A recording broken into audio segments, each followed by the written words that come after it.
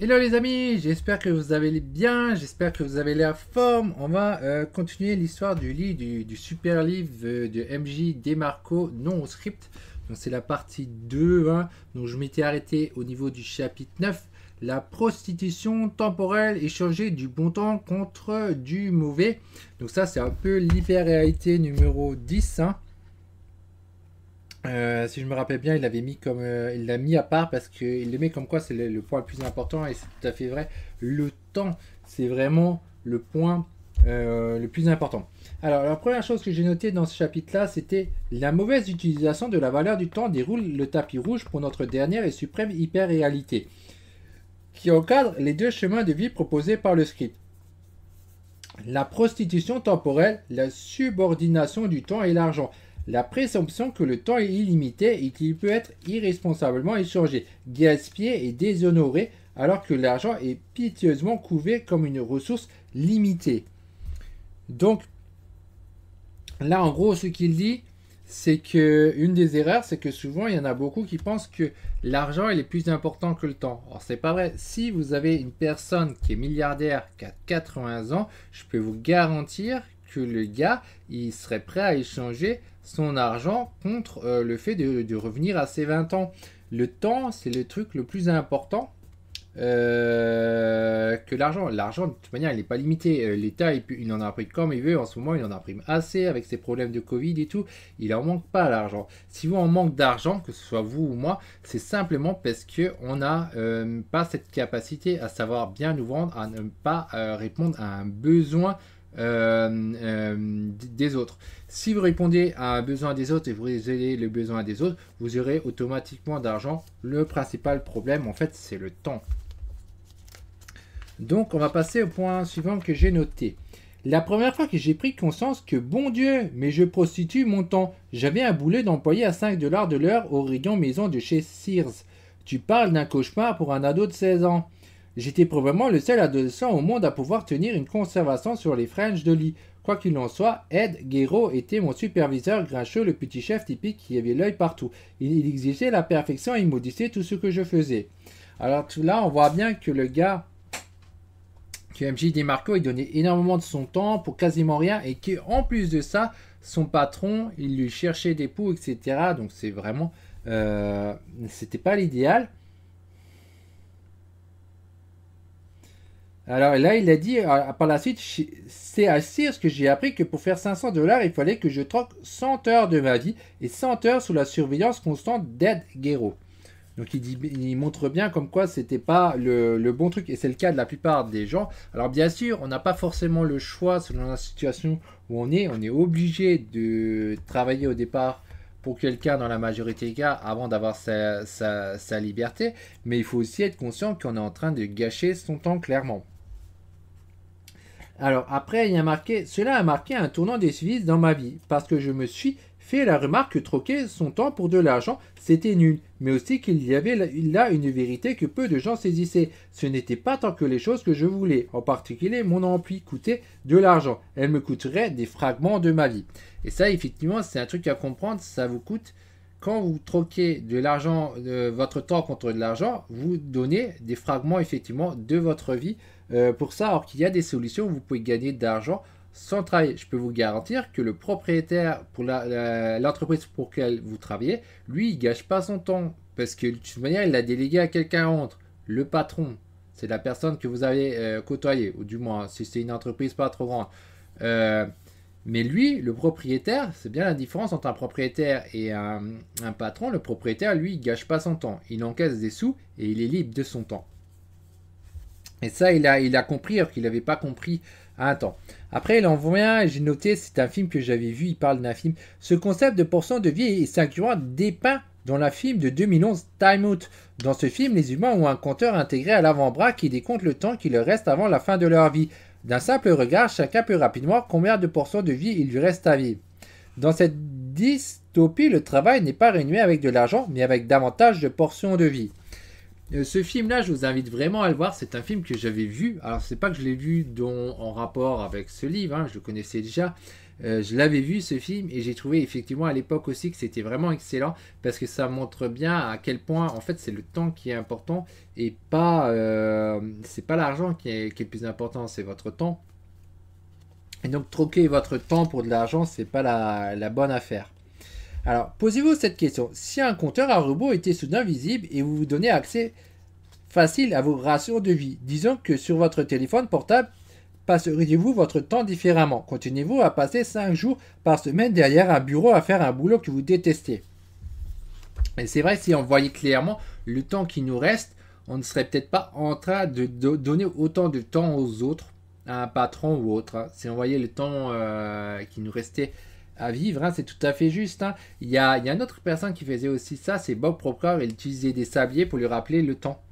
Il mettait un sablier, il tournait le sablier, elle lui montrait avec le sablier, etc. Et il expliquait le temps qui passe. Et ce Bob Proctor, il est bien placé pour le savoir parce qu'actuellement, je crois qu'il a 70 ans ou quelque chose. Donc, croyez-moi que ce type-là, le temps, il le voit bien. Il sait qu'il a plus tellement de temps que ça. Et donc, il gâchera pas son temps. Bon, ça fait sûrement très longtemps qu'il gâche plus son temps parce qu'il a compris le truc depuis longtemps. Mais c'est sûr que des personnes qui sont plus jeunes ne le comprennent pas. Mais plus on avance en âge, et puis on remarque que ouais, le temps c'est très très très important et pas l'argent. Parce que si on est vieux et qu'on a de l'argent, bah, ça ne sert pas à grand chose. Et c'est pour ça que j'aime bien aussi, je suis tout à fait d'accord avec ce que MJ DeMarco disait. Quand il y a des livres qui vous disent d'économiser pendant plusieurs décennies, avec l'effet cumulé, c'est pas une bonne chose parce que ça vous sert à quoi d'avoir plein d'argent si après vous êtes trop vieux vous ne pouvez pas vivre, ça sert à rien. Et donc que MJ DeMarco dit, c'est tout à fait justifié et juste. Et son principe, c'est comme d'autres auteurs, c'est être au bout de 5 ans être libre. Vraiment avoir réussi ses entreprises au bout de 5 ans. Et c'est tout à fait pesable. C'est même plus rapide actuellement grâce à Internet et tout. Il y a des gens, ils ont réussi au bout de 6 mois. C'est incroyable. Bon, ils ont aussi tant et tant d'échecs. MJ DeMarco aussi fait pas mal d'échecs. Il en parle dans ses livres. Moi, j'en ai aussi mon lot d'échecs. Mais par contre, je sais une chose, c'est que le fait toujours d'épargner, c'est bien beau, mais ça ne me permet pas de vivre. Hein. Alors, c'est mieux que d'être dans le trottoir. Il y a beaucoup de gens qui restent sur la vie dans le trottoir et qui fixent vraiment à fond sur ça. Il me faut le truc immédiat et alors ils abandonnent leur rêve et c'est vraiment dommage. Et quand tu essaies de les faire comprendre, alors ils agissent comme si on voulait les provoquer et tout. Et alors qu'on n'essaie pas de les provoquer, au contraire, on essaie de leur faire comprendre des choses, les aider et puis ils n'arrivent pas à comprendre. Et alors ils restent bloqués, trottoir, trottoir, trottoir. Ça veut dire que ces gens-là, ils sont même pas sur la voie lente. Comme l'explique MJ DeMarco, ils sont carrément sur la voie du trottoir. Il me faut le truc immédiatement et je trouve que c'est bien dommage. Au contraire, faut essayer il faut pas essayer, il faut s'engager à arriver à faire la même chose que MJ DeMarco a fait, c'est être sur l'autoroute. Alors après, j'ai noté le point suivant. Vous travaillez du lundi au vendredi et vous dépensez 5 rations de vie de façon à en gagner 2. 5 contre 2. Acceptez-vous un tel recours sur investissement négatif dans le monde de la finance? Eh bien, investissez 5 rations de vie et je vous paierai sous la forme de 2 rations en retour. Oh, et au fait, vous ne récupérez pas votre investissement initial. Rappelez-vous, on ne récupère jamais le temps passé et on ne peut jamais le renouveler. Donc ce n'est pas le paiement d'un intérêt, c'est une perte immédiate de capital et un taux de rendement lamentable négatif. Donc là, c'est pourtant très clair, hein, et c'est ce que la plupart d'entre nous ont fait. On donne 5 jours de notre vie pour en avoir 2 de libre. Et c'est effectivement un très très très mauvais ratio. Alors, comme dit, la plupart d'entre nous, on n'a pas le choix à la base, parce qu'on est obligé de couvrir les nécessités. Mais le but, c'est de sortir de ce fameux circuit, de ce script, comme il dit, quand il dit non au script, le plus rapidement possible. Parce que c'est pas ça qui nous permet de vivre. Après, la plupart des gens sont bloqués et continuent d'accepter ce truc comme s'ils n'avaient pas le choix. Alors qu'en réalité, si, il y a le choix. Il y a moyen de chercher à s'en sortir. Alors peut-être qu'on n'y arrivera pas, peut-être qu'on y arrive, mais on peut en tout cas chercher à s'en sortir. Et d'ailleurs, si vous regardez ce genre de vidéo, c'est que quelque part, vous cherchez cela, vous voulez quelque part vous en sortir et pas rester dans ce script pourri, hein, cette ratrice que comme certains l'appellent. C'est pas ça qu'on veut, hein. C'est pas ce qui nous permet de vivre. Et qu'importe l'âge qu'on a, on veut sortir effectivement le plus tôt possible. Hein. L'autre point que j'ai noté, l'espérance de vie moyenne est de 2,3 milliards de secondes. La valeur monétaire moyenne échangée par heure est de 220 milliards de dollars, soit presque 11 000% de plus. Le temps est rare, l'argent ne l'est pas. Donc c'est juste pour mettre un point en avant Comme quoi, c'est le temps qui est rare et pas l'argent. Point suivant que j'ai noté. La prostitution temporelle, une façon de vivre. Ayant toujours besoin de travailler et détestent l'obligation, les piétons du trottoir perdent régulièrement le temps via les hyper-réalités superflues. Sport, fiction télévisée, guerre de commentaires sur Internet. Voyez-vous, le piéton du trottoir n'est pas un joueur du jeu de la vie, c'est un spectateur. Il commente, il s'exprime son opinion. Depuis les gradins premier prix, il interpelle le sportif professionnel qui vaut $1 million. Culturellement branchés, les piétons du trottoir peuvent bavasser pendant des heures à côté de la machine à café, dispensant une grande variété d'opinions, la prochaine sélection de leur équipe de sport. Comment George R.R. Martin aurait dû écrire Game of Thrones et comment ont-ils osé arrêter la série Dexter? Donc là, il explique comment les gens ils peuvent parler par des choses qui sont totalement stupides, on va dire, mais c'est vrai qu'on s'en fout un peu. C'est vrai qu'il y a eu beaucoup de critiques sur la fin, Game of Thrones, machin et tout. Et moi, j'ai pas compris. Bon, la série, elle m'a bien plu. Mais bon, après, je comprends pas comment on peut perdre un temps dingue avec ça. Alors, il faut réécrire le truc et tout. Bon, à bout d'un moment, on en a vite marre de lire ces conneries. Parce que ça sert à rien, quoi. C'est juste un divertissement à la suite, quoi. C'est pas la fin du monde, hein. Là, je viens de finir la fin du jeu Assassin's Creed Valhalla. J'ai pas aimé la fin, mais bon, après, j'en suis pas là à vouloir perdre un temps dingue là-dessus. Je me dis bon, la fin m'a pas plu, ni pour la fin réelle que pour la fin du jeu dans l'animus, machin. J'ai pas trouvé ça génial, mais de l'autre côté, voilà, est-ce que ça vaut la peine de me prendre le chou avec ça? Eh ben non, j'ai fait aucune recherche sur ce que les autres y pensent. J'ai juste mon avis, bon, bof. Ça m'intéresse pas d'aller plus loin parce que c'est vrai, c'est un divertissement, c'est même des divertissements qu'on devrait vraiment diminuer, que je devrais rediminuer. À une époque, j'ai dit bon, je voulais plus travailler dur et je suis toujours cet avis parce que ça me bousillait la santé, ça me mettait beaucoup de pression, je dépensais beaucoup d'argent pour essayer d'aider les autres et dans l'affaire ça ne marchait pas. Et du coup, j'avais décidé, ouais, j'avais diminué et puis j'ai repris les jeux. Bon, ce qui me fait dans un sens du bien, mais par contre, ça ne change pas directement ma vie. Ça ne changera pas non plus la vôtre. Si vous passez votre temps à regarder une série, à jouer à un jeu, ou même si vous faites du sport, ou que vous faites que lire, hein, je dirais même les choses comme ça. Si vous faites que lire des bouquins, même de développement personnel, ça ne change pas directement votre vie, hein. Il faut aussi en être conscient, ni même regarder des tonnes de vidéos YouTube. À un moment ou à un autre, il va falloir que vous agissiez et que vous trouvez des clients. Si vous ne trouvez pas de clients, ben, vous n'aurez jamais augmenté votre cash flow. Si vous n'augmentez pas votre cash flow, ben, vous n'allez pas pouvoir sortir du script et pouvoir vivre, hein. Et pour moi, c'est pareil, hein. Il faut quand même déjà être conscient de ça. Parce que des fois, les livres de développeurs, ils vous disent ouais, il faut arrêter la télé, les jeux vidéo, machin et tout, pour faire voir des formations, lire et tout. Mais au final, c'est aussi de la consommation à la fin. C'est pas ça le plus important. Le plus important, c'est quand même un moment d'agir, de résoudre un besoin des gens et de trouver des clients, quoi. De créer votre réseau. Parce que c'est ça qui, en fait, qui vous permettra après d'avoir votre liberté et de sortir du script, hein. C'est pas juste en consommant, en remplaçant votre série télévisée par la lecture d'un livre, vos jeux vidéo par des formations ou même des séminaires que ça va marcher. C'est quand vous allez agir que vous résoudrez les besoins des gens, hein. Il n'y a pas de secret, hein. Ça marche pas autrement, hein. Après le point suivant, j'ai mis, je le répète, on vous brosse dans le sens du poil pour que vous consommiez. On vous conforte dans l'idée que c'est normal de consommer plus que de produire et que cette différence pourrait être payée plus tard. Pendant ce temps, ces losers qui n'ont fait pas d'études ont évité la fosse au serpent de la consommation et travaillent tout en évitant un endettement à 6 chiffres.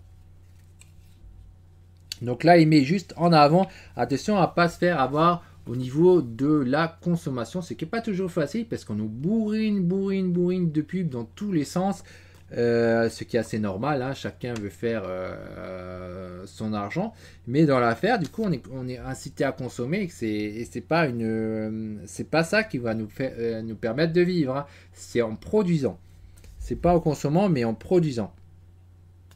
Et après, certains s'en donnent carrément tellement, ou alors ils ils diminuent leur patrimoine. J'en vois beaucoup en ce moment et ça fait un peu des histoires parce qu'ils ont commencé à diminuer leur patrimoine au niveau du jeu de cartes qu'elles jouent et je trouve ça vraiment dommage. Après, ça s'appelle comme si j'ai voulu les provoquer, alors que c'est pas ça du tout. Au contraire, moi, au contraire, j'essaie d'aider les gens. Je suis fixé sur aider et puis la personne elle est fixée, certaines personnes sont fixées par ça parce que voilà elles pensent que c'était une bonne chose. Alors je dis bon, si elles sont contentes de leur truc, pourquoi pas, j'en suis content pour eux, c'est tout à fait sincère, mais de l'autre côté je sais pertinemment que à un moment ou à un autre ils finiront par le regretter parce qu'ils ont effectivement diminué leur partenariat et ce sera forcément à un moment ce sera pas bon. C'est la même chose quand vous faites un prêt à la consommation, tôt ou tard vous finirez par le regretter. C'est pas parce que le banquier vous l'a accordé que c'est une bonne chose. Le banquier, lui, il voulait faire son profit, quoi. Vous lui avez demandé, vous rentrez dans ses cases, il vous le donne, mais au final, c'est pas bon. Hein. Quand il vous dit là que les gars sont endettés à 6 chiffres, c'est tout à fait ça. Le banquier, il en a un peu rien à faire, il va vous donner le truc, même si c'est pas bon pour vous. Hein. Bon, c'est vous qui le demandez de l'autre côté. Mais il cherche pas vraiment à vous aider. Le point suivant qui a après été mis, la vie selon le skip est alors quasiment verrouillée parce que les enfants entraînent nécessairement de la consommation. J'ai bien dit les enfants entraînent nécessairement de la consommation parce que ce n'est plus un choix de moi mais une nécessité. Alors ça c'est tout à fait vrai, il faut être tout à fait confiant, tout à fait conscient. À partir du moment où vous avez des gamins, eh ben ça va coûter des frais, de la consommation. Même un animal de base, quand vous voulez un chien, un chat, ça va vous coûter de l'argent. Il ne faut pas croire que voilà, vous l'achetez parce que ça vous plaît, vous faites un gamin parce que ça vous plaît, mais vous là vous rentrez totalement dans le système de consommation et c'est pas forcément une bonne chose selon les cas. Soit vous avez déjà produit beaucoup et c'est pas un souci, soit vous l'avez pas fait et vous allez rentrer dans ce système et alors vous allez vous retrouver endetté, c'est peut-être le cas. Bon, ça veut pas dire que vous pouvez pas vous en sortir. Bon, c'est pas comme si vous en avez 15, je sais pas, 15 gamins, hein. Ça m'étonnerait, hein. Dans le bouquin, il parle d'un type qui aurait soi-disant 5 divorces ou je sais pas quoi, 17 gamins ou je sais pas, un truc comme ça. Mais le gars, comment vous voulez qu'il s'en sorte avec une situation pareille? C'est plus possible. Mais bon, après, pour les personnes qui en ont quelques-uns, c'est pas directement un souci, surtout en France, à partir du moment où vous en avez quelques-uns et que ça arrange l'État. Vous recevez un peu de sous, mais c'est pas ça qui vous sort directement. Mais par contre, ça peut vous aider à monter effectivement votre entreprise selon les cas.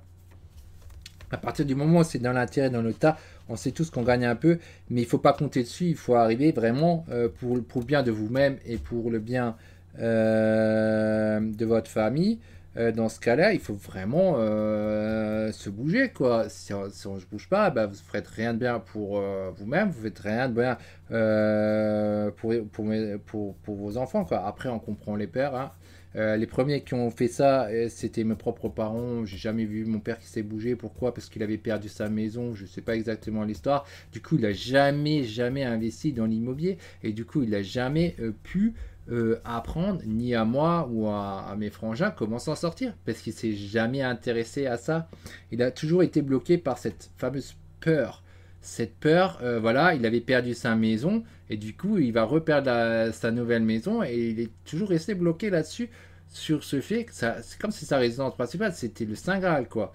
Et alors que la maison principale c'est un passif, ça coûte de l'argent, etc. Et du coup il n'a jamais pu vraiment vivre ses rêves, mais c'est en fait lui-même, c'est ses choix qui l'ont mis dans cette situation parce qu'il a ses peurs. Et ces peurs-là, il faut les dépasser. On a tous des peurs, mais il faut les dépasser et se bouger, quoi.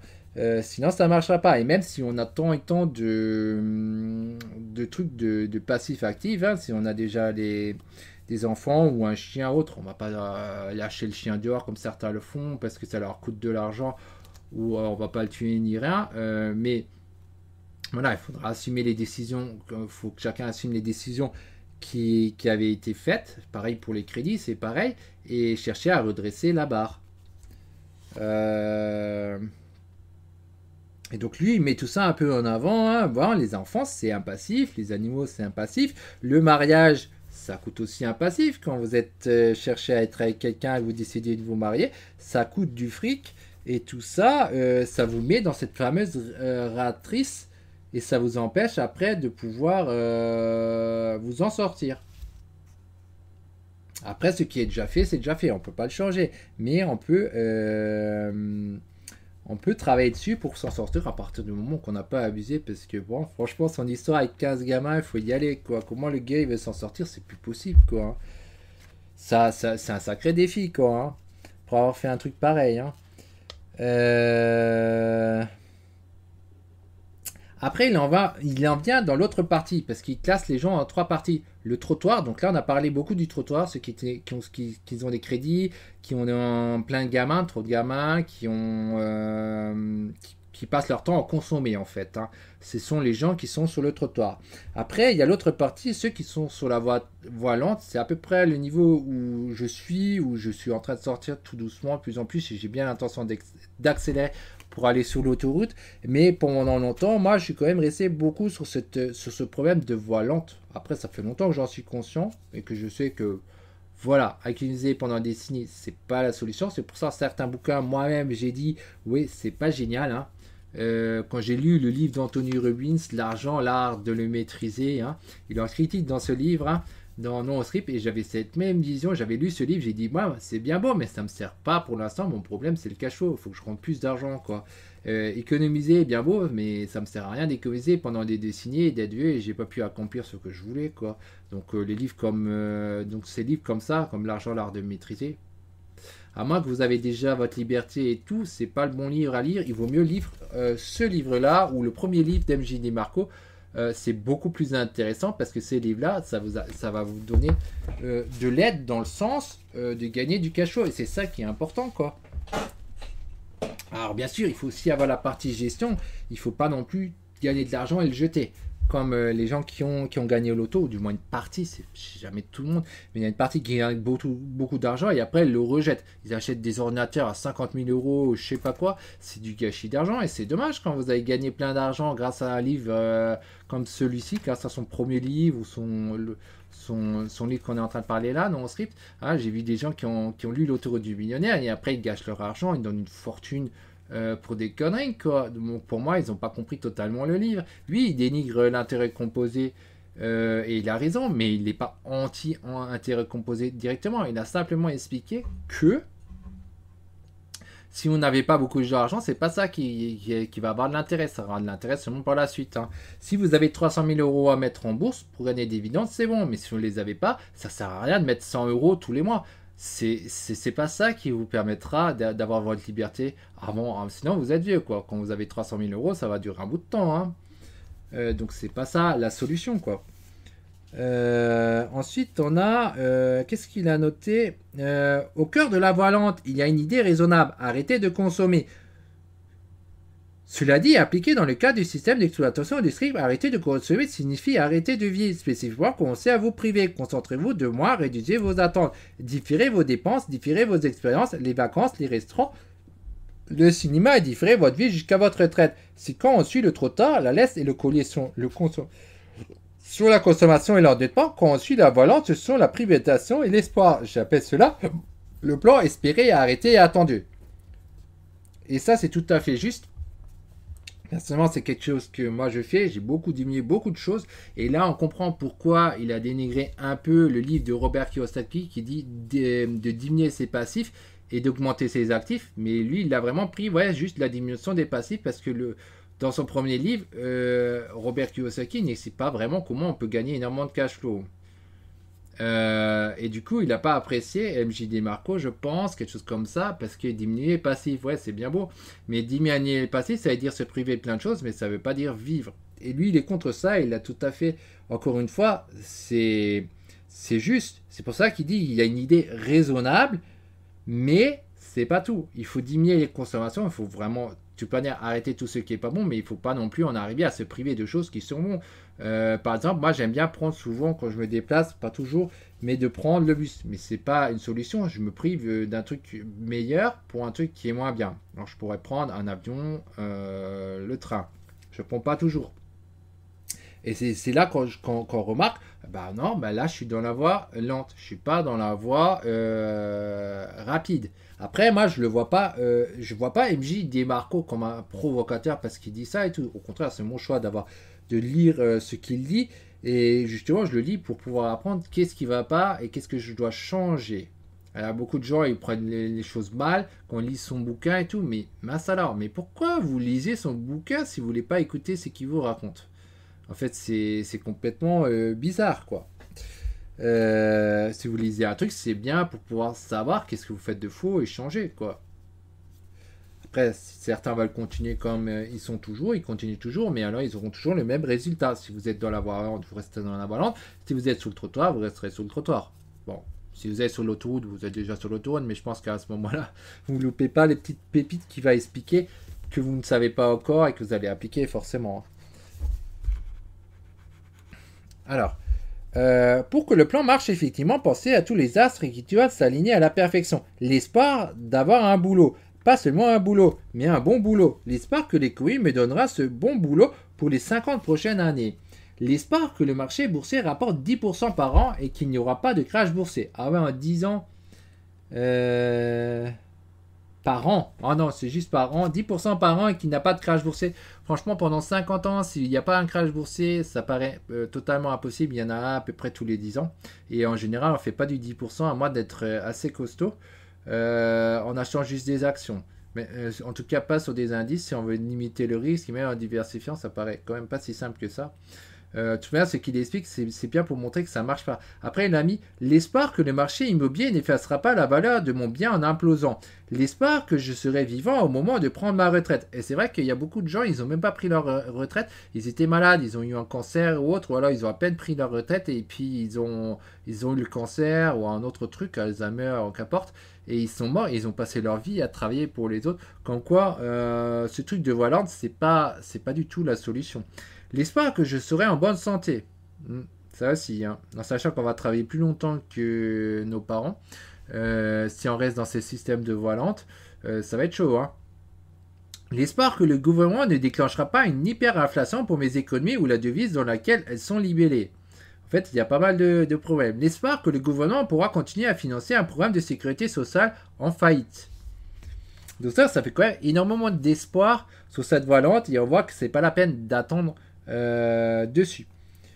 Ensuite, il a mis arrêtez ceci, arrêtez cela, arrêtez de vivre et commencez à mourir. Espérez, arrêtez et attendez. Ça a l'air super, hein. Les gens qui profitent de l'entourloupe vous disent que c'est super. La volante est une industrie de plusieurs milliards de dollars. Vantée par les lèche-bottes tels que des auteurs célèbres, des personnalités de la radio, des planificateurs financiers, des gérants de fonds et d'un tas de gens qui ont un intérêt. Rien d'étonnant à ce que ces prostituées de la finance ne s'enrichissent pas en suivant leurs conseils, mais s'enrichissent en les prodiguant. Alors ça, c'est tout à fait vrai. Il y a énormément qui créent de la fausse valeur. C'est de la valeur perçue plutôt de la valeur réelle. Ils vous prodiguent plein de choses et vous trouvez ça intéressant, super bien et tout. Et vous allez les suivre. Mais le problème, c'est que quand vous allez les suivre, quand vous êtes dans leur liste d'emails et tout, et qu'ils vous vendent plein de produits différents, bah, en fait, c'est pas vous qui allez changer votre vie. De manière générale, c'est eux. Si vous changez votre vie, c'est simplement parce que vous avez agi à votre tour. Et que vous avez sûrement fait des actions similaires ou autres, mais sûrement pas en les suivant à leur acheter tous leurs programmes, machin, ça sert fichtrement à rien. Hein. Moi, personnellement, ça m'arrive d'acheter des trucs, des formations par moment, mais pour voir des petits trucs, mais c'est pas directement ce qui va changer ma vie. Ce qui va changer ma vie ou la vôtre, c'est en fait quand vous créez vous-même quelque chose qui a de la valeur, mais tous ces trucs de soi-disant richesse facile et tout, il faut bien savoir que c'est eux qui s'enrichissent, pas vous. Voilà, en prenant une petite formation autre, en général, c'est pas si génial que ça vaut pas la peine. Et donc, il faut faire bien gaffe à trier. Est-ce que c'est un type comme MJ Demarco? Parce que ça, c'est un type vraiment qui essaie de vous aider. Les 20 euros, c'est fichtrement rien. Franchement, il vendrait une formation. 1000 euros, ça vaudrait la peine parce que lui, il essaye vraiment de vous en sortir. Et c'est pas le cas de tout ça. Et tout ça, il faut faire attention. Donc oui, bon, il faut se former. Mais de l'autre côté, attention, c'est surtout eux qui s'enrichissent avant tout dans cette histoire. La rareté ne crée pas l'abondance.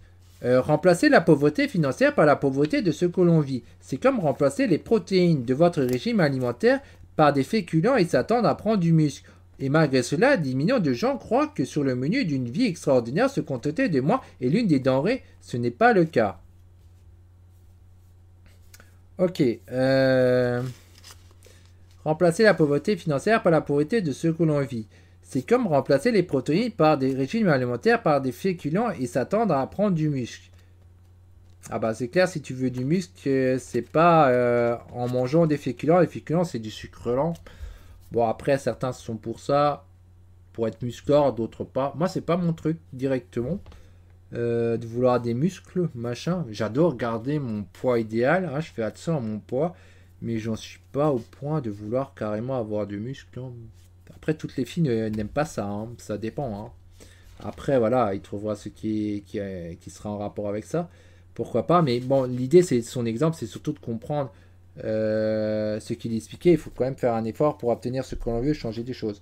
Les amis, si quelqu'un vous dit qu'il faut 4 ou 5 décennies pour gagner votre liberté, fermez votre navigateur, désabonnez-vous ou demandez à être remboursé. Le script veut que vous espérez, que vous vous arrêtez et que vous attendez parce que d'ici que vous découvrez ce que vous avez autant de chances de gagner ce rodéo qu'un double à la table de scrap. Ce sera trop tard. Donc ça, de toute manière, à partir du moment où on vous dit d'attendre plusieurs décennies, c'est pas bon. Il y a peut-être des choses à prendre dans ce que la personne elle dit. Moi, je reste de cet état d'esprit. C'est qu'il y a des choses à prendre sur certains trucs, sur comment mieux gérer et tout. Mais par contre, quand ça vous dit d'attendre pendant des plombs, bah non, ça va pas. Il manque quelque chose. Et ce quelque chose, c'est comment gagner beaucoup de cachot pour investir largement plus. Si vous pouvez investir 2000% de plus, là, votre intérêt composé, il sera bon. Mais si c'est des petites sommes de 100 euros par mois, non. Vous investissez pendant des décennies, effectivement, et c'est pas bon. C'est pas ça qu'il faut faire. Ça, c'est une fois tout à fait vrai. Hein. Si c'est pour avoir effectivement un cancer ou autre, on n'a pas vécu dans l'histoire, à quoi ça sert d'avoir mis tout cet argent de côté? Alors, à la limite, c'est vos enfants qui en profitent, mais pas vous. Hein. Malheureusement, l'objectif de la distraction n'est pas de vous divertir, c'est de hacher la vie jusqu'à la rendre médiocre, inertie en pilote automatique. Quand les deux chemins du strict semblent inévitables et que la marche arrière semble trop douloureuse pour être envisagée. Quand vous en êtes à la 21e saison de la série géniale du moment, à l'intérieur, votre esprit s'affaiblit. Les rêves s'étiolent. La vie tourne au trivial et au quelconque. On est résigne à une mission suicide qui nous attend. Alors j'étais juste en train de me demander qu'est-ce que c'était exactement. C'est simplement parce qu'on suit de la distraction n'est pas de vous divertir. Ouais, effectivement, les distractions, c'est pas une bonne chose. Hein, tout ce qui est télé, jeux vidéo et autres trucs. C'est de hacher la vie jusqu'à la rendre médiocre. L'inertie en pilote automatique, quand les deux chemins du script semblent inévitables et que la marche arrière semble trop douloureuse pour être envisagée. Ouais, ça de toute manière, hein, il faut en être conscient. Quand vous passez votre temps à regarder que des séries ou comme moi, vous jouez un peu trop aux jeux vidéo. Moi, j'y joue un petit peu trop en ce moment.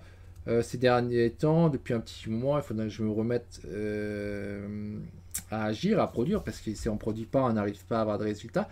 Il faut bien être conscient que c'est pas ça qui va donner une vie de réussite, ça donne effectivement une vie médiocre. Et alors vous allez vous retrouver dans cette case à acheter des biens que vous ne voulez pas vraiment. Après vous allez chercher toutes les justifications pour justifier, mais pourquoi vous avez acheté ça que vous ne voulez pas vraiment plutôt que d'acheter vraiment ce que vous voulez.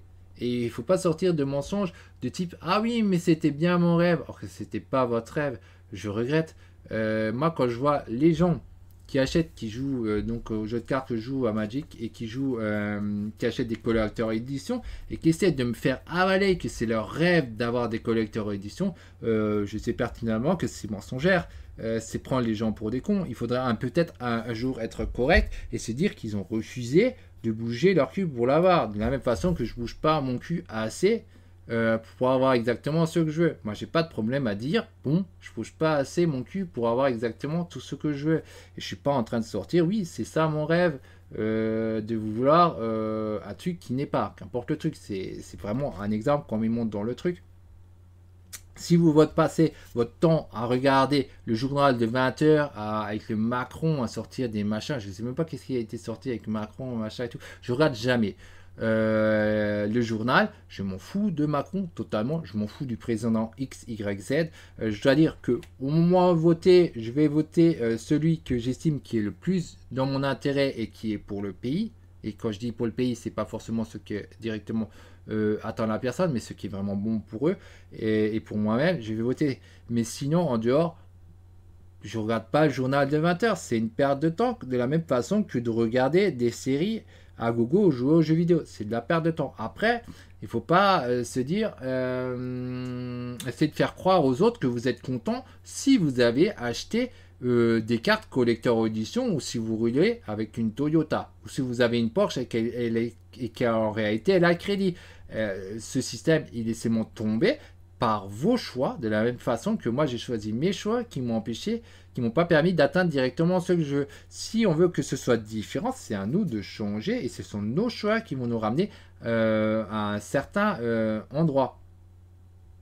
Mais par contre, après, se contenter de ce qu'on veut pas et de mentir aux gens carrément, ça, je suis pas très truc. Après, moi, c'est pas mon problème, je m'en fous un peu. Je me consacre quand même plus dans un sens sur moi-même. Moi, j'ai un objectif très clair. C'est pas directement les biens, personnellement, même. Moi, je fais pas une phobie directement sur un objet X, Y, Z parce que bon, déjà, les cartes que je voulais, le principal, je les ai depuis longtemps. Donc, la suite, en fait, c'est plus de l'amusement qu'autre chose. Mais c'est pareil pour d'autres projets. Ce que je trouve, par contre, intéressant, c'est plutôt pouvoir vivre, en fait. Se concentrer sur ces projets plutôt que de... Ouais, que de se contenter des trucs qu'on veut pas. C'est con, quoi. Et moi, j'adore ce genre de personnes qui peuvent vivre comme ils en ont envie. Ils se sont bougés le cul, quoi. Je regrette. Et ils n'ont pas resté assis à dire ah oui, ça c'était mon rêve, alors que c'est pas vrai. Ils peuvent faire ça avaler à d'autres, quoi. Après, j'ai noté vous êtes le plus récent citoyen modèle du script, si bien que votre vie vous êtes médiocre, obéissant, dépendant, égayé et léthargique. Donc, ça, c'est le prochain truc qu'il a mis, le citoyen modèle. Hein. La vie, elle est médiocre. Et c'est clair que un gars qui roule avec une Toyota au lieu de sa Porsche alors qu'il est fan de voiture, c'est qu'il y a un problème. Un gars comme moi qui prend le bus plutôt que l'avion, on peut pas dire que c'est pas médiocre. Ça fait partie. Moi, je n'ai pas de problème à dire je suis pas sur l'autoroute. Je suis sur une voie actuelle qui est toujours encore assez lente, mais sur moi, je suis pas sur l'auto. Si je serais sur l'autoroute, je ferais comme les gens riches. Je prendrais au minimum le train à l'avion. On ne me dit pas carrément peut-être l'avion privé, hein, ça ce sont des méga riches. Mais disons, on ne peut pas dire qu'on est dans une vie qui est bien si on se contente de choses qu'on ne veut pas réellement. Après, il faut être honnête. Moi, je prends le bus, des fois quand je fais des voyages, mais c'est pas ce qui me fait le plus plaisir. Et c'est pas le truc que j'aurais choisi si j'avais les moyens. Et c'est pareil pour les types qui achètent une Toyota au lieu de sa Porsche alors qu'ils veulent une Porsche, ou qui achètent des cartes en collector édition plutôt que d'acheter les versions qu'ils veulent vraiment. Alors je pourrais pas dire lesquelles il veut vraiment parce que ça dépend de la personne. Moi j'ai toujours été très bêta, je reste là-dessus. Il y a des gens qui préféreront l'Alpha ou d'autres qui préféreront la ligne parce qu'ils préfèrent le Bourbon. C'est assez rare mais ça arrive quand même. Mais ce que je mets en avant, c'est que ce qui est sûr, c'est qu'un gars qui joue avec des collector éditions, cette personne-là, il ne les a pas achetés parce que c'est ce qu'il voulait. Ils sont contents. De la même façon que moi, je me contente de prendre le bus par moment au lieu de prendre le train ou l'avion.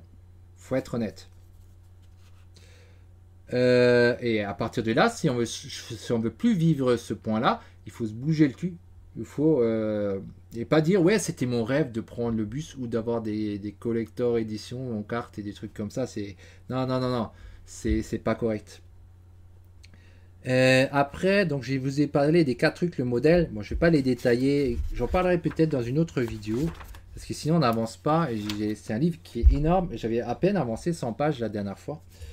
Après, il y a la vérité, c'est que mon script, il s'agit plus de ce que vous n'avez pas que ce que vous avez. Non, script, c'est la liberté qu'on se donne par exclusion et excommunication. Ne confondez pas cela avec le minimaliste ou le fait d'être un pingre qui ne laisse jamais de pourboire au personnel. Le fait d'être un pingre qui ne laisse jamais de pourboire au personnel. Ah, mais qu'est-ce que je lis? Oh là là, je loupe la phrase, je ne sais pas pourquoi. La vérité, c'est que dans non au script, il s'agit plus de ce que vous n'avez pas que ce que vous avez. Non au script, c'est la liberté qu'on se donne par exclusion et excommunication. Ne confondez pas cela avec le minimalisme ou le fait d'être un pingre qui ne laisse jamais de pourboire au personnel de salle. Les entrepreneurs qui disent non au script vivent bien par choix, pas par nécessité. Bien, comprenez à ce que vous voulez, que ce soit des Tesla plutôt que des Toyota. Ah tiens, c'est marrant. Je me rappelais même plus qu'il avait parlé de Toyota dans le livre. Moi, je parlais de la voiture Toyota, c'est un hasard ou pas, ou simplement aussi conscient qu'il avait ancré la voiture Toyota, mais c'est exactement ce que je venais de dire à l'instant. C'est bien que la personne ne se contente pas de quelque chose qu'il ne veut pas.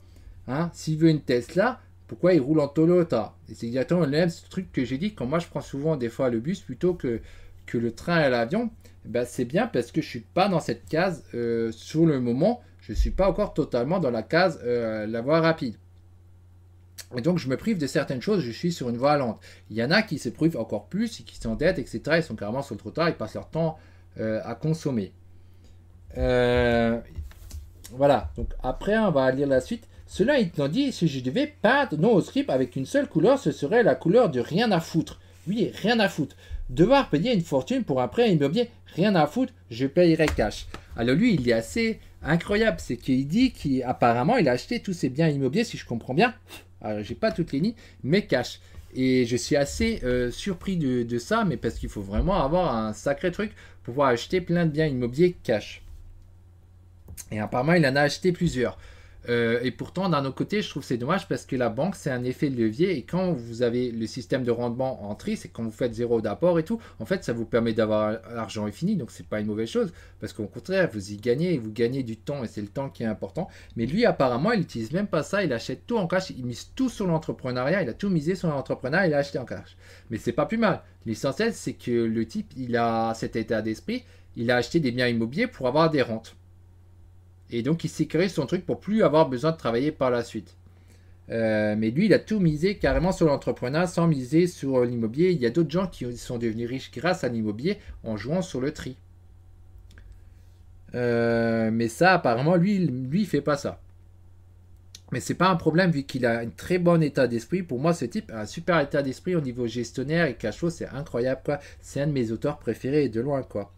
Après, j'ai noté le point suivant. Comment vous pouvez le voir avec ce rien à foutre dans mon nom au script, il s'agit de la vie, de vie et de liberté pure et dure. Vivre, c'est posséder son temps et ses pensées tout en organisant son existence. Ce n'est pas seulement être, mais devenir. Il y a 5 libertés de base dans lesquelles on peut appliquer l'esprit rien à foutre. Libéré par rapport au travail, libéré par rapport à la rareté et aux contraintes financières, libéré par rapport à l'influence des hyper-réalités, libéré par rapport à l'espoir et à la dépendance, liberté par rapport à l'ordinateur et à la routine. Donc là, il a bien expliqué qu'est-ce qui est son point de vue par rapport donc la liberté. On va passer au point suivant. Il faut que j'avance parce que j'avance très doucement. Oh là là, j'ai vraiment pas avancé, on a déjà 40 minutes. D'abord le choc, puis la joie, puis la peur. Au milieu de tous ces papiers, au fin fond de ma voiture, il y avait un chèque d'un montant de 11 000 $. Ça faisait des semaines qu'il gissait dans ma voiture non encaissé. Et il ne n'avait même pas manqué. Choquant, oui. Content, et comment? Je ne peux pas vous dire à quel point c'est incroyable de n'avoir aucune dette sans avoir aucun besoin ou désir non satisfait. La peur, le chèque n'était totalement sorti de l'esprit. La maladie d'Alzheimer court dans ma famille et disons simplement que ma mémoire rivalise avec un Commodore 64. Alors je sais pas s'il dit de la vérité là-dessus parce que lui son livre c'est vachement bien fait, il a un sacré état d'esprit. Bon après il a dit il a passé 3 ans à le faire donc il a peut-être passé beaucoup de recherches et beaucoup de temps à étudier avant de faire son bouquin mais c'est vraiment excellent. Les 2 livres sont vraiment un chef-d'œuvre. En tout cas ce qu'il a mis en avant c'est que lui bon il a oublié son chèque de 11 000 $ et malgré tout ben, rien à foutre, il s'en foutait parce que il s'en foutait entre parenthèses, entre guillemets, parce qu'il gagne tellement d'argent que lui, finalement, ça ne changeait pas sa vie, ça lui a pas empêché, ça n'a pas empêché d'avoir ses rentes de vivre. Et quand vous atteignez un tel niveau tel qu'il a, ben, c'est vraiment génial, quoi. Mais pour avoir ce niveau génial, il faut aider son prochain. Ensuite, on a la définition même de ceux qui disent non au script et qui ne sont pas influencés par les futilités du script. La culture pop, l'adoration des célébrités et les sportifs professionnels n'ont rien à faire dans la vie que je mène. Et ça, tout à fait, c'est vrai que ça sert fichement à rien. À quoi ça sert d'admirer les sportifs, les trucs de culture pop, là, comme Mimé ou autres trucs, les chanteurs, les célébrités, etc. Ça ne sert pas forcément à grand chose. Sauf si vous apprenez des choses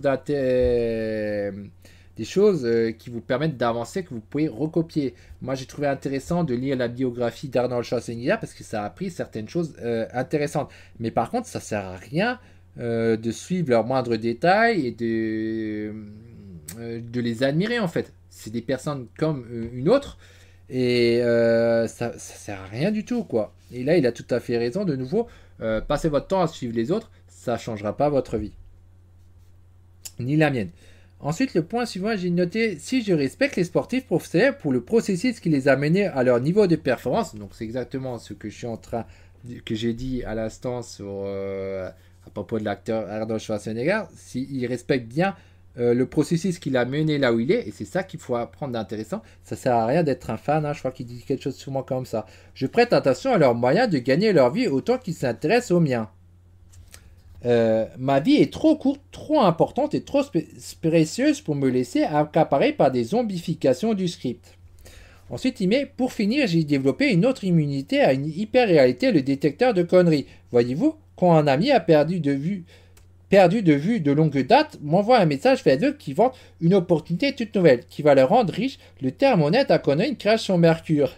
Ces phrases sont criblées de platitudes qui sonnent faux, d'émoticônes excités et d'histoires de BMW gratuites qui ne sont pas vraiment gratuites, mais louées en leasing.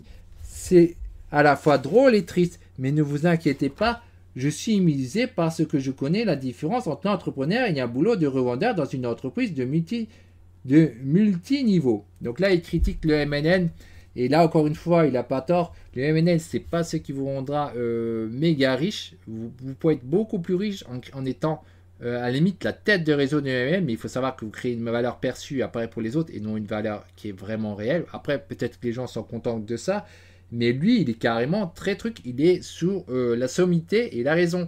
Vous voulez un truc de MLM, alors soyez la tête de réseau. Vous voulez investir en bourse, soyez plutôt le courtier.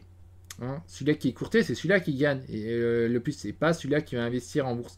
Et etc. Comme ça, il fonctionne comme ça. Être le propriétaire de l'entreprise et avoir des salariés. Et non être le salarié. Et tout ça, il continue comme ça, il fonctionne comme ça. Et c'est ça qui est juste si vous voulez vivre la vie de vos rêves.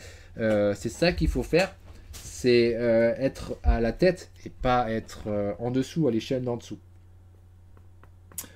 Oh, bonté divine, lisez ça un nouvel article financier, sinon un non-millionnaire qui vous dit comment devenir millionnaire dans le Xanadu du ski. C'est parfaitement acceptable comme de suivre les conseils de forme physique d'un groupe qui n'a jamais vu une salle de sport depuis 10 ans.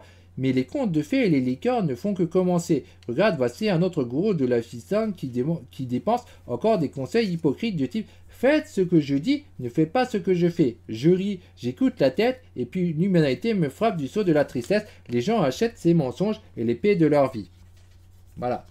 Donc ça, c'est ce qui se passe très clairement en France quand vous suivez plein de gourous internet qui n'arrêtent pas de vous envoyer des emails pour plein de petites formations, machin et tout. Et ben en fait, ce que vous êtes en train de faire, c'est que vous êtes en train d'enrichir la personne, mais vous, ça changera pas votre vie. Vous allez juste balancer votre fric dans le vide. La plupart de ces trucs qui expliquent que ça ne donne pas énormément de résultats. Je ne dis pas que ce n'est pas le cas de tous. Moi-même, j'en achète certaines et je ne suis pas toujours satisfait de tout. Mais il faut bien savoir que c'est ça. Quand vous donnez de l'argent comme ça, souvent, c'est de l'argent après qui est gâché et vous avez juste enrichi la personne. Liberté de l'espoir et de la dépendance. Dire non au script, c'est se défaire de l'espoir et de la dépendance comme un plan financier. C'est une vérité toute simple. Il ne peut y avoir de lien entre la liberté, rien à foutre, et la dépendance ou l'espoir. Ça ne tient pas la route. Vous vivez chez vos parents, dépendant. C'est le gouvernement qui vous nourrit, dépendant. Votre style de vie est lié à un boulot et un salaire qu'il procure, désolé, dépendant. Alors ça, c'est souvent quelque chose que beaucoup n'acceptent pas. Ce point-là, quand vous avez un boulot et un salaire, vous êtes dépendant. Certains disent « Ah ouais, vous êtes indépendant, je suis indépendant. » Non, vous êtes dépendant. Il faut être honnête, quoi. On n'est pas indépendant à ce niveau-là, quoi. Votre retraite dépend-elle d'un mariage de 50 ans avec la bourse ou des résultats de marché boursier? Encore une fois, désolé, dépendant. Donc tout ce qu'il dit, c'est pas forcément agréable à entendre, mais c'est véridique. Ensuite, j'ai la vérité, c'est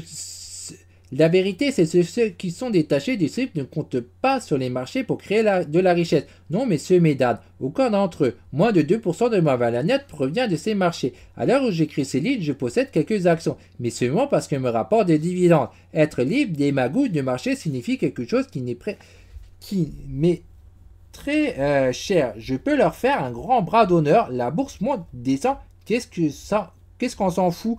J'en ai rien à faire parce que le marché boursier n'est pas un véhicule pour la richesse. Et le comble de tout ça, je ne possède pas de plan d'épargne retraite, véhicule traditionnel pour la retraite, et pourtant je n'ai pas de retraite avec des décennies d'avance. Et pourtant j'ai pris ma retraite avec des décennies d'avance. Donc lui, il est bien clair, il n'investit pas du pognon à fond en bourse, ça sert à rien, il en met un peu pour les dividendes. Pourquoi les dividendes? C'est quelque chose de passif. Mais encore une fois, cette stratégie de dividendes qui est souvent mise en France, je peux vous dire, vous faites le calcul vous-même, il vous faut au moins 300 000 euros pour à peu près avoir 2 000 euros. Si j'ai bonne mémoire, c'était ça que j'avais vérifié et puis j'ai dit, mais c'est complètement stupide en fait, ça ne résout pas le problème, c'est pas effectivement comme il dit un véhicule de la richesse, c'est pas ça qui résoudra votre problème financier. Vous pouvez le faire quand vous avez gagné beaucoup d'argent, hein, un peu comme Tammy Kaba, j'ai dit, ouais, attendez d'avoir un gros capital avant d'investir en bourse. Oui, il a raison, parce que ça n'est pas un gros capital, c'est pas la peine, quoi. Oui, c'est dur, mais ouais, c'est pas la bourse qui vous enrichit directement. Le seul cas qui pourrait marcher, et moi j'ai jamais réussi jusqu'à présent, et j'ai passé, si on calcule, même si j'ai fait des pauses, j'ai fait 1 an et demi à peu près, puis j'ai arrêté, puis j'ai repris, ça fait à peu près 2 ans du coup, au total de mois, hein, on va dire, mais j'ai fait donc une certaine pause.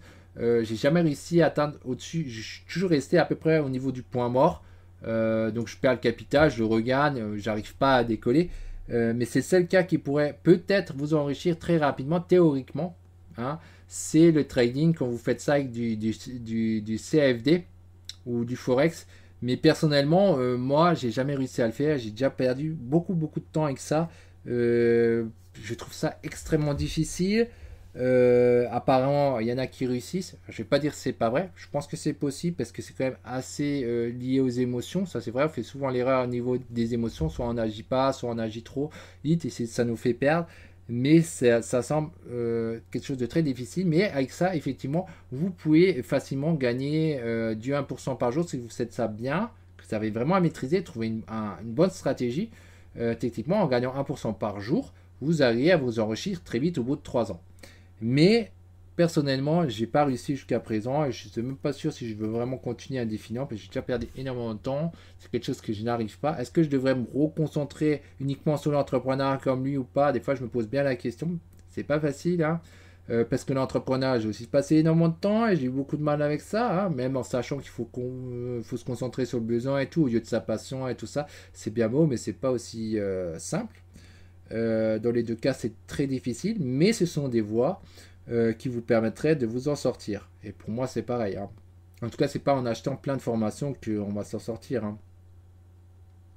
Votre style de vie vous appartient. À l'heure où j'écris ces lignes, mes cheveux arrivent à la moitié de mon dos. Oui, ils sont si longs que ça et je ne les ai pas perdus. Madame, vous voulez boire quelque chose? J'entends souvent ça quand je dîne au restaurant. De dos, il est arrivé qu'on me prenne pour une femme. Quand le serveur me voit de face et découvre que je suis un homme, c'est l'irréalité. Ma commune trouve ça drôle. Moi non. L'idée c'est que je ne me suis pas coupé les cheveux parce que je n'ai pas besoin de me couper les cheveux. Il n'existe pas de manuel de l'employé qui doivent suivre, ce qui me donne la liberté d'agir comme Axel Rose, la voix surgayée et les déhanchés en moi. Bon, ça je trouve que c'est un peu entre les deux parce qu'effectivement, il peut faire comme il veut, il laisse pousser ses cheveux hyper longs, le gars il le prend pour une fille de dos, c'est pas trop surprenant, le gars il le voit, il voit que c'est un homme, bon ok, il y a une hilarité, mais à mon avis, ça doit aussi l'agacer un petit peu, hein. Bon, après, c'est son choix, mais là, il met surtout en avant qu'il est libre de faire comme il veut. Il n'est pas dépendant de son boulot ni rien, donc s'il a envie de se laisser pousser les cheveux, il laisse. S'il a envie de mettre un costard cravate, il le met. S'il ne veut pas, il ne le met pas. Bien sûr, il sera vu différemment selon comment il est. C'est assez normal. Mais il met bien en avant, il a le choix de faire comme il veut. Point suivant, à vrai dire, vous connaîtrez beaucoup de moments dans la vie qui ressembleront à des événements ras-le-bol, mais qui ne seront pas. Une liaison de RLLB est temporaire, parfois elle ne dure que quelques heures. Donc, et RLB, c'est événement ras-le-bol. Ou quelques jours, avec un vrai RLB, on passe de l'intérêt à l'engagement. Les excuses Barthelet jusque-là finissent par se plier. Donc il dit que quand vous avez un événement ras-le-bol, c'est là que vous avez l'élément déclencheur, vous allez commencer à bosser beaucoup pour vous en sortir. Ça ne marche pas toujours à 100%. Pour moi, ça n'a pas marché, parce que moi, j'ai déjà bossé à fond pendant des plombes sur des projets et pourtant je n'ai pas réussi. Mais c'est vrai que quand vous en avez ras-le-bol, c'est là que vous allez commencer à arrêter de jouer ou de voir votre série télévisée et que vous allez bosser à fond. Ça c'est tout à fait vrai. Mais c'est pas 100% que votre truc va marcher parce qu'il manque l'autre facteur. Il faut que ça corresponde à un besoin des gens. Si ça ne correspond pas à un besoin des gens ou si ils ne connaissent pas votre truc, ça ne marchera pas. Mais effectivement, c'est un truc qui vous fait vraiment agir à fond. Menaçant, confort, médiocre. Bon, après j'ai noté si mon premier livre a créé quelques éléments ras-le-bol qui ont transformé la vie de certains lecteurs. En toute honnêteté, il y a aussi créé de nombreux moments ras-le-bol. Allez voir la section introduction sur le fastlandforum.com et vous verrez des pages et des pages. J'ai tellement hâte de commencer. Dans 30 jours, je posterai tout ce que j'ai fait. Au revoir l'employé, bonjour l'entrepreneur.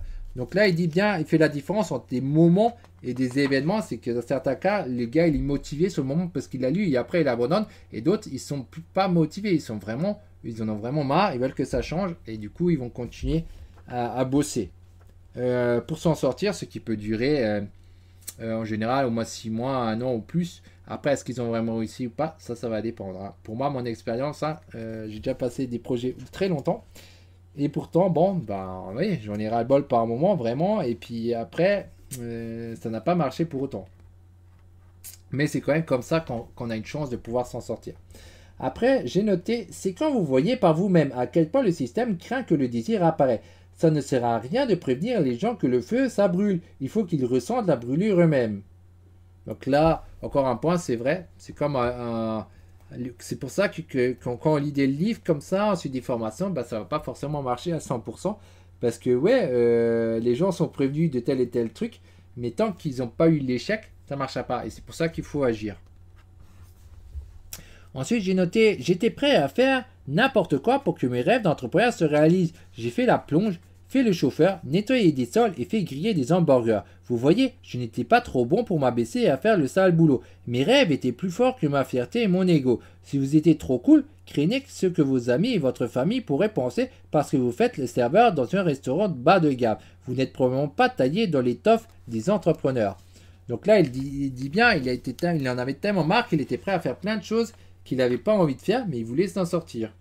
Et effectivement, en faisant ça, vous pouvez gagner tant et tant de fonds pour pouvoir lancer après votre entreprise et réussir. Alors que si vous êtes dans un truc à juste vouloir vous contenter du minimum pour pouvoir survivre, vous n'allez pas pouvoir mettre une entreprise en place et vous en sortir. La froide vérité, c'est que plus on assume de responsabilité, plus les taux du script se resserrent. La responsabilité peut être le joug de bien des choses. Remboursement de voiture, prêt étudiant, crédit à la consommation, emprunt immobilier, pension alimentaire, enfant, et oui, le meilleur ami de l'homme, votre toutou. Ah, là, il parle des animaux. J'en avais parlé un peu plus tôt, hein, des animaux. Ah, je vous ai dit, c'est de la consommation, hein, les animaux. Alors oui, bien sûr, on adore les animaux et tout, mais il faut essayer de conscient que ça coûte. Ou alors vous en faites un élevage, mais attention, si vous faites un élevage, ça vous coûte du temps. Il faut vraiment aimer ça. Mais à la base, il faut savoir qu'effectivement, un animal, ça devient de la consommation, comme tout le reste, hein, qu'il citait. On va avancer. J'étais ce que je choisis d'être. Ce soir-là, j'ai reconnu que toutes les circonstances de ma vie, mon boulot, mes finances, mon environnement, mes échecs d'entrepreneur étaient simplement tissés avec le fil de mes choix. À partir de ce jour-là, j'ai accepté mes responsabilités. J'ai commencé à réfléchir à la façon dont je pense et dont je fais mes choix. Donc, j'étais sur ce que je choisissais d'être. Ce soir-là, j'ai reconnu que toutes les circonstances de ma vie, mon boulot, mes finances, mon environnement, mes échecs d'entrepreneur étaient simplement tissés avec le fil de mes choix. À partir de ce jour-là, j'ai accepté mes responsabilités et j'ai commencé à réfléchir à la façon dont je pense et dont je fais mes choix. Donc ça, c'est un point important. Il faut effectivement faire gaffe à nos pensées, à nos choix. Tout ça, ça joue énormément et c'est très important. C'est pas si simple, hein, c'est difficile. Mais effectivement, les décisions qu'on prend, ça va jouer dans notre avenir. Nos choix, nos décisions, ça va jouer dans notre avenir. Certains ne pensent que ce n'est pas important. Moi, je pense si, c'est très, très, très important. Et c'est pour ça que certaines choses, bon, moi j'ai essayé de prévenir certaines gens, bon, ça ne sert à rien. Ils ne comprennent pas si on essaie de les aider. Mais c'est ça, vos choix, vos décisions, c'est très important. Vos choix, vos décisions du moment présent, ça se répercute par la suite dans l'avenir. Vous voulez savoir pourquoi tout le monde est si misérable? La réponse est simple. Ces gens ont abandonné. Et là, c'est encore une vérité. J'ai jamais encore osé sortir ça à une personne. J'y pense pas, mais peut-être j'y penserai parce que je suis capable de la sortir, parce que j'adore l'honnêteté. Mais c'est vrai que les gens, ils sont abandonnés dans l'histoire. Quand ils n'ont pas leur Telsa plutôt que leur Toyota, ils ont abandonné. En général. C'est pas forcément le cas, mais quand vous n'avez pas une belle vie, c'est que vous avez abandonné. Ou du moins, il y a des chances que ce soit le cas. Peut-être que vous essayez de vous en sortir. Donc là, c'est différent. Mais la majorité des temps, quand ils se contentent de quelque chose qu'ils ne veulent pas et qu'ils régressent, là, on voit l'abandon. En fait, clairement, c'est ça que je voulais surtout montrer. C'est quand le gars, il avait quelque chose qui était déjà payé, qui était mieux, et il régresse dans un truc moins. Dans les histoires de Magic, le jeu de cartes que je joue, il y en a qui appellent ça downgrade. C'est quand il redescend. Au lieu de faire l'upgrade, là, la montée. Donc vous avez une échelle. Au lieu de monter, les types ils descendent. Et ces types-là, quand ils descendent, en fait, ils ont abandonné. Pour dire le contraire, ce serait pas correct. C'est des gens, en fait, qui ont abandonné et qui se contentent de quelque chose qu'ils ne veulent pas vraiment. Après, bien sûr, ils ont toutes les justifications possibles et imaginables pour dire que c'est pas vrai, mais la réalité, c'est ça. Et n'importe quel type qui le voit, il le sait. Même les autres, ils font pareil, ils le savent très bien. Ils ont abandonné. Dire le contraire, c'est pas honnête. C'est un abandon. Peut-être que demain, ils vont changer, ils vont se ressaisir et ils vont se poser des questions. Voilà. Comment je peux aider les autres pour pouvoir obtenir à mon tour ce jeu ou pas? Ça, c'est à eux de voir. Mais ce qui est sûr, c'est qu'ils ont abandonné. Quand vous faites, vous descendez des marches au lieu de les monter, vous êtes dans la case clairement abandon. Ensuite, point suivant. Quand on poursuit un rêve, on grandit. On apprend conscience de soi, on se découvre. Vendre du rêve, c'est réveiller le rêve. Et une fois qu'il est vivant, vous êtes vivant. Ça aussi. Par contre, contentez que ce qu'on ne veut pas, c'est pas vivre nos rêves. Hein. C'est de l'abandon. Alors, point suivant. Et puis, il y a les âmes courageuses qui agissent et documentent leur échec, offrant quelque chose de précieux à la communauté. Nous apprenons par les échecs et accélérons notre propre courbe d'apprentissage. Parce que j'interagis chaque semaine avec des milliers d'entrepreneurs et d'aspirants entrepreneurs, j'ai un aperçu de la façon dont ils pensent et ce qui est le plus important de la façon dont ils ne pensent pas. C'est important pour la réussite parce qu'un billet du survivant règne en maître. Ça ne sert pas à grand chose d'étudier la réussite, on devrait étudier l'échec. Alors là, il a encore une fois, je pense qu'il a raison, c'est bien beau d'étudier la réussite, mais c'est en fait l'échec qui est important, plutôt nos propres échecs. Parce qu'on apprend toujours mieux de nos propres échecs. Et ça, on ne l'apprend pas en cours.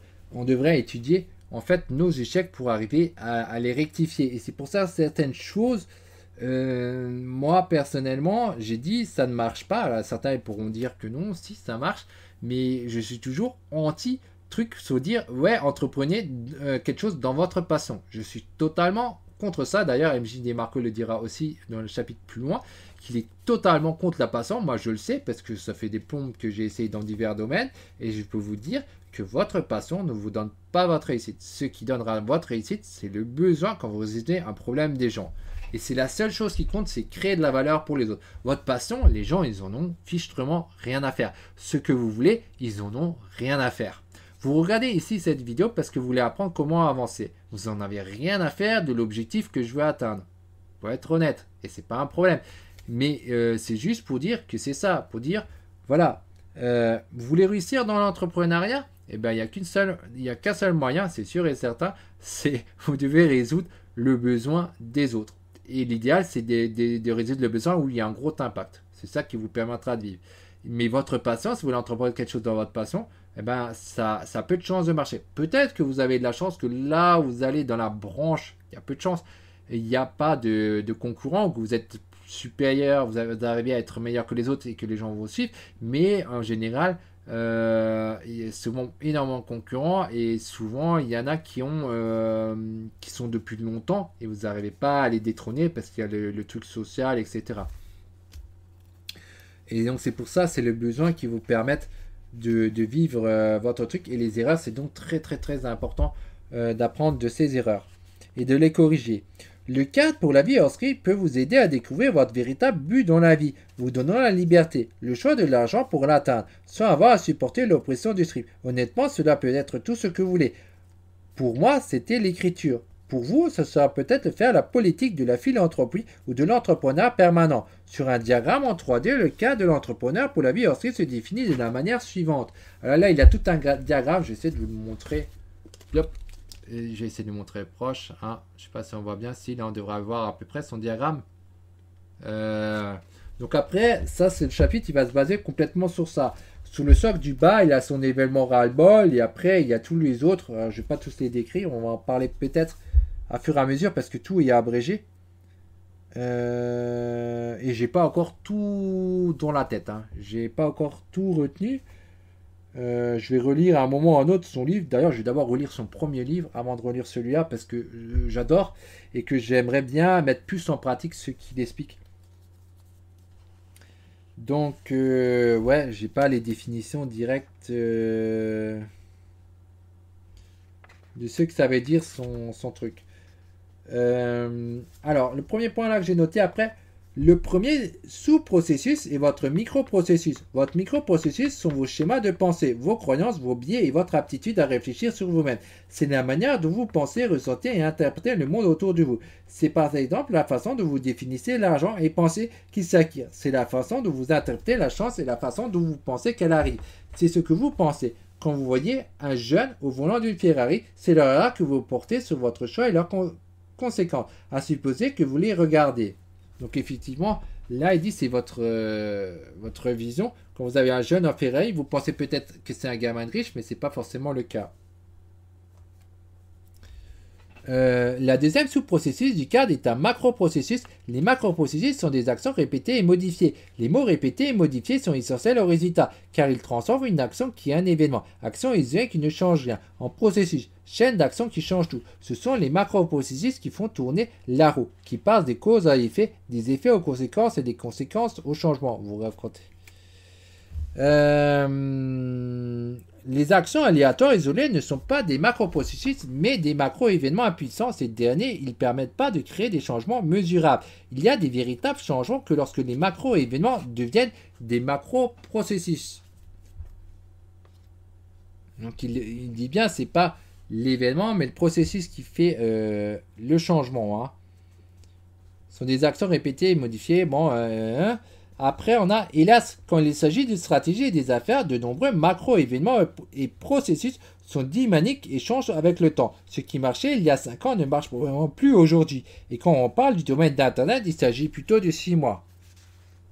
Alors ça, c'est vrai que beaucoup de choses marchaient un temps, ne marchent plus par la suite. Il y a énormément de gens aujourd'hui qui s'intéressent toujours au système de dropshipping et tout. Bah, c'est quelque chose qui ne marche plus, en tout cas pas sur Facebook. Hein. Ça a marché peut-être en 2017 pour tous ceux qui ont trouvé ça et qui l'avaient appliqué, mais tous les autres qui sont venus après, moi j'ai essayé pendant 1 an, malgré que c'est pas une valeur réelle, j'ai quand même testé pour voir, etc. Si ça ne marchait pas extrêmement bien. Parce que de toute manière, Facebook c'est du trafic froid, ça ne peut pas marcher. Et c'est juste pour mettre en avant que les trucs, ils ne marchent pas indéfiniment, ils sont très vite obsolètes. Ensuite, le syndrome de la solution miracle. Une des plus grandes mascarades pour s'améliorer, c'est cette notion de solution miracle, macro-événement de prédilection, ou ce secret unique absolument infaillible. Passez en revue les mauvaises revues concernant mon livre et vous lirez un mélange de réponses typiques de syndrome de la solution miracle. MJ ne m'a pas donné son secret. MJ ne m'a rien dit que ce soit utilisable concrètement. MJ ne m'a pas dit exactement que faire, comment et où le faire. MJ ne m'a pas essuyé les fesses avec du papier parfumé.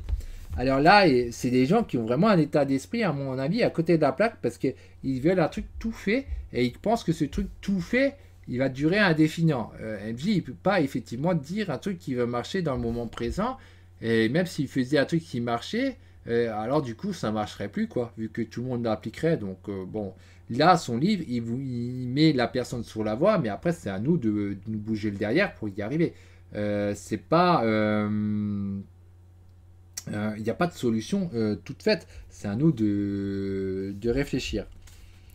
Donc après il va mettre pas mal de trucs comme quoi ce sont des macro événements dont payer donc une formation à 1000 euros, Donc il y met les fameux 997 parce qu'en ce moment la règle c'était de mettre 997 avec des 7, mais bon, hein, mettre 999, 997, hein, ça change rien. C'était juste pour mettre une différence. Elle n'a plus vraiment de valeur non plus celle-là, hein, parce qu'il y a tout le monde qui le fait.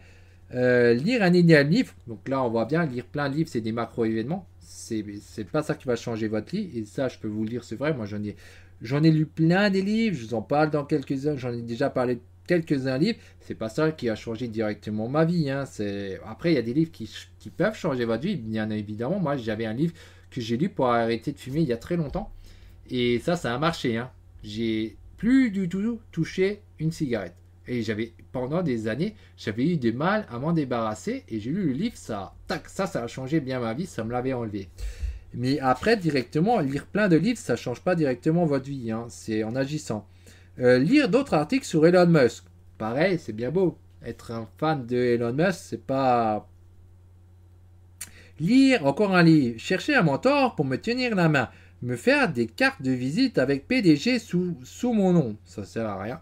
Même créer votre entreprise, etc. Ça va pas changer. Écrire un mail à Bill Gates. Acheter un programme Comment s'enrichir dans une pub à 2h du matin. Dire non au script et espérer y trouver un raccourci facile. S'inscrire à un forum et annoncer que je vais me faire des millions cette année. Ah, c'est vrai que c'est du baba. Je sais pas si vous vous inscrivez au forum de DMJD Marco sous prétexte que vous avez lu votre livre que vous allez réussir.